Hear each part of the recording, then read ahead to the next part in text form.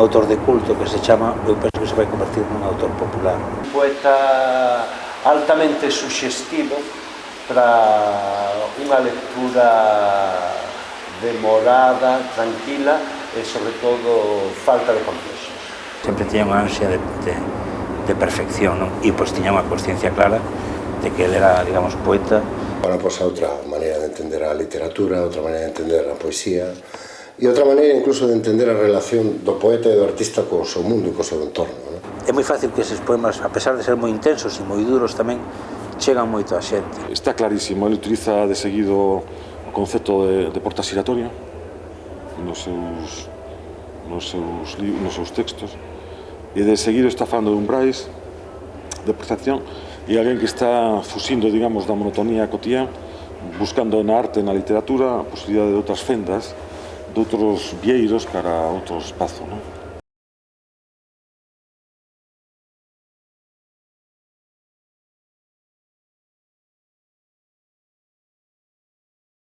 Unha persona introvertida, pero moi irónica, moi observadora, era un auténtico escáner e, sobre todo, tiña moita retranca. Era unha persoa moi serena, e quizás as persoas serenas son aquelas que son máis intensas tamén, non? E máis sorprendentes. De observar e deslizar un comentario, non era unha persona nada estentórea, pero era unha persona moi incisiva e moi aguda. Unha certa capacidade terapéutica, non? Porque como ele era tan tranquilo e era tan pausado e sempre tiña unha reflexión para algo, Que Lois era unha persona moi normal, moi tranquila, unha persona moi sensible, un estudioso, moi culto. Lois era unha persona, primeiro, que lle gustaba moito falar, que lle gustaba moito escoitar, extremadamente educada, e que aquilo teño pasado con ele e con o seu irmán probablemente as mellores noites da miña vida. O seu sentido de humor cáustico, non? Esa ironía deconstructiva, non? Un grande escritor, un grande humanista, un grande observador. O carácter dele era tímido, calado, irónico, que unha persoa, cando soltaba así con retranca sempre. Era unha mestura entre inteligencia e sensibilidade, e gran coñecemento psicolóxico do seu entorno de amigos. As conversacións con el sempre eran un desafío, non?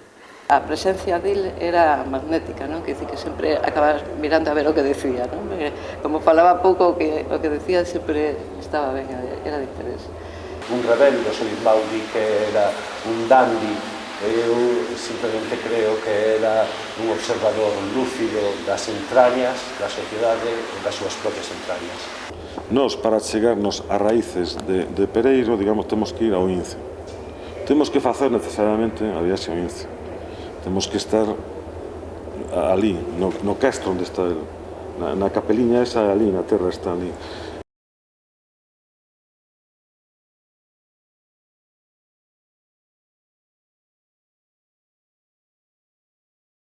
Abrir cartografías, de non limitarse a unha única cartografía, que non explicar isto desde a vida, non explicarlo desde a enfermidade, desde a morte, aínda que son conceptos que están permanentemente na súa produción. Eu creo que todos son de amor. De verdade, incluso os que falan de enfermedades son poemas de amor. Que nos di cousas sobre o que é a vida, sobre a cultura, sobre o que é o noso país, sobre o que é Europa. As recorrencias, os leitmotiv, e a ancorase na dialéctica romántica de amor-morte, e polo medio desa dualidade amor-morte, que o eixo do romanticismo e do simbolismo, estaría pois a enfermidade, estarían as viaxes, estaría o sentido do humor. Permaneceu sempre nunha barreira porosa e indefinida entre o canon e o non canon. Desde a vitalidade, que é unha palabra tamén moi importante a propósito do Lois Pereiro, desde a amizade, desde as redes de compromisos que se van establecendo, colaborando en revistas, colaborando en proxectos, traballando para grupos de música. Lois Pereiro é o máis popular porque fala de dous temas esenciais para ti, para min e para todos, como é a dor e o amor. A súa poesía está moi asentada na experiencia da dor, ás veces da angustia, ás veces da aceptación e do coñecemento que dá a saber que un está aproximándose día a día ao final. Ultramarina, segundo algúns dos seus xiareiros ou dos seus estudiosos, é a mellor obra que escribiu Lois Pereiro. É unha obra onde se encabalgan os idiomas, onde castelán, francés, italiano, sobre todo galego, onde se encabalgan os que eran as iconas do seu universo, que son as mulleres, por enriba de todo, especialmente Piedade Cabo, que foi a súa compañeira. É obvio que nel hai a sensibilidade, hai o interese pola experiencia estética da vida, pola percepción da música, das cores, por unha comprensión moi interesante da vida urbana, da vida nocturna, da vida suburbial. Neste caso é ergoescritura, quer dizer, cando el fai a última entrega, e fai unha especie de ITV do corpo, e de inventario do corpo mancado, e vai facendo un repaso os danos e a desfeita, non? Pensando o mapa a desfeita, e por eso se é unha crónica, un dietario existencial, un diario poético, non? Son poemas que eu estou absolutamente seguro que van ser percibidos case de maneira inmediata.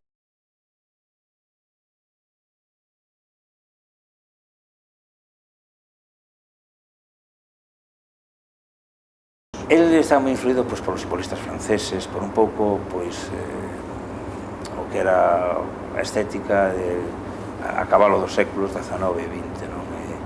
Pois desde Baudelaire, de Verlaine, de Rimbaud, e despois da xente de Alfred Jarry, e pois xa da xente que empezou a escribir nos anos 50, Thomas Bernhard, Peter Handke. Era un pouco o que chamaba a xeada estética centroeuropea, non? A través da pintura, a través da literatura, a través do cinema, a través da música. E isto é infrecuente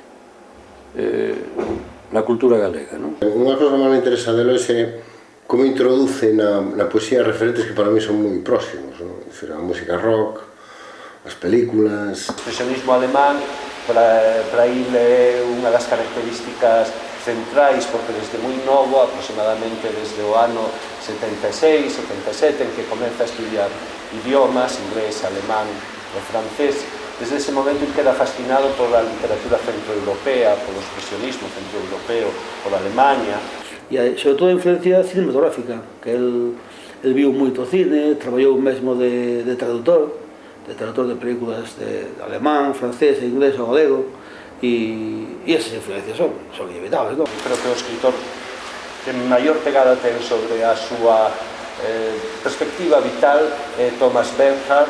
E un buscará o poeta namorado do cine romántico, de ver ben conto de David Lean, ou da cabeza borradora.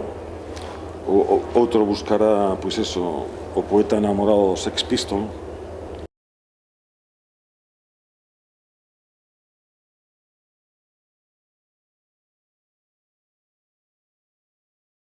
A intensidade da obra de Lois, pois, non é máis que ler un verso e xa un percibe que é brutal. Que traballaba por sustracción, por áscese, e un proxecto de depuración, ata que queda é unha búsqueda de autenticidade. Con esa potencia extraordinaria, con esa capacidade para utilizar sintaxes, linguaxes, léxicos inhabituais. Cun grao de perfección formal, de concisión expresiva, de calidade poética, de densidade, como condensación simbólica. Pero eu creo que si era moi consciente da dimensión artística fonda, fundamental, de ruptura, o reto que hai detrás da súa poesía no ámbito da cultura galega, iso para min é clarísimo que sí. Outras moitas aspectos ou xeiras complementarias que definen unha personalidade dunha intensidade extraordinaria.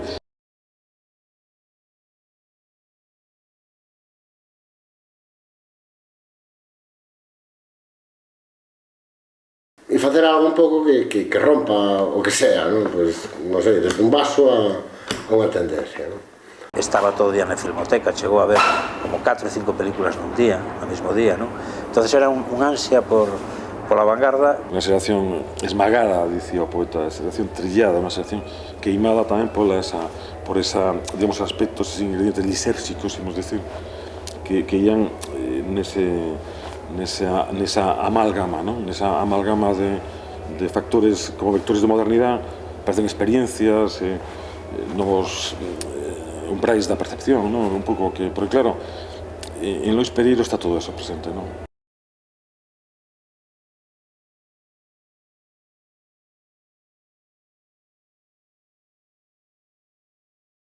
Atoparte pois, con xente como Antón Patiño, como Manuel Rivas, como Menchulamas, como Fermín Bouza, como Raimundo Patiño, era porque atopabas un pouco as almas en melgas. Unha xeración xa da contracultura, unha xeración do momento punk, no caso del. Lois Pereiro era da miña xeración. Entón, é un pouco, é como se nos premiaran a todos os que agora temos entre 30 e 50 anos, non? A revista Loia é unha revista underground, unha revista humilde, non? Unha revista sinxela, feitas en recursos económicos, un pouco cos cartos que poderíamos levar daquela no peto, que en vez de gastarlos en copas, digamos, pois facíamos esa proposta dunha revista xeracional literaria, non? Nese sentido, pensando o clásico xesto da afirmación dunha xeración nova. Fala das cousas que eu medrei, fala dos sentimentos cos que eu medrei, pero sobre todo fala dos discos que eu escoitei, das películas que eu vin, dos libros que eu leín. Que coincidimos era cando estábamos estudiando en Madrid, que estaba Osito, Suso Feroz, vamos, Suso Iglesias. Normalmente quedábamos no bar O Tambor, porque ele estudiaba na escola en las Filipinas, na escola de idiomas. Entón quedaba preto, e aparte a muller esta parece que estaba casada con galego, ou algunha relación tiña con Galicia. O caso que quedábamos ali, ou ben no comercial, que era as zonas onde máis nos movíamos, por Madrid Bello, por a zona de Malasaña e por aí. Falábamos e facíamos as cousas que seguramente estarían falando e facendo os mesmos rapaces da nosa edad, naquel tempo, na cidade da Coruña, onde eu pasei máis tempo con el, ou en Monforte, cando íbamos nas festas no verán. Que efectivamente estaba Menchulamas, Xosé Manuel Pereiro, Josito Pereiro, Lois Pereiro, Manolo Rivas, que ademais vivían xuntos, e logo estaba tamén Raimundo Patiño, meu curmán, estaba unha figura tamén moi importante que, bueno, que leva nomes tamén históricos vencidos a unha saga, non? Fermín Bouza.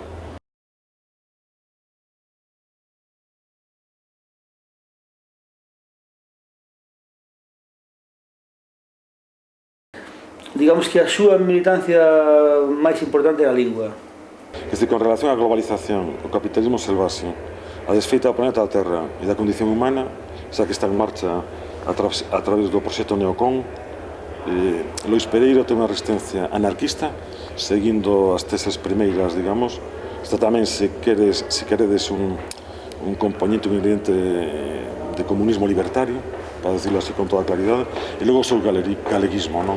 Unha persoa ideolóxicamente moi comprometida co seu momento e tamén unha persoa capaz de ir máis alá do que era o dogma e do que eran no pensamento as convencións desa época e en realidade das convencións de toda a súa vida. Pois decidiu escribir en galego porque consideraba que era o que tiña que facer e soupo, pois eso, con 16 anos, 17 anos e nunca en toda a súa vida, nos seus 20 anos, digamos, de vida maiores despois desa data, pois sempre tuvo moi claro e non lle importou, pois, o que o consideraran, é dicir, que non o consideraran, non se traballou unha carreira literaria quitado na mesa, non escribindo.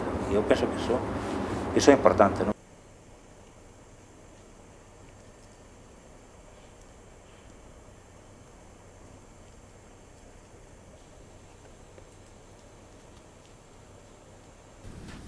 E entón como epitafio poñería: cuspídeme en riba cando pasedes por diante do lugar no que eu repuse, enviándome unha húmida mensaxe de vida e de furia necesaria.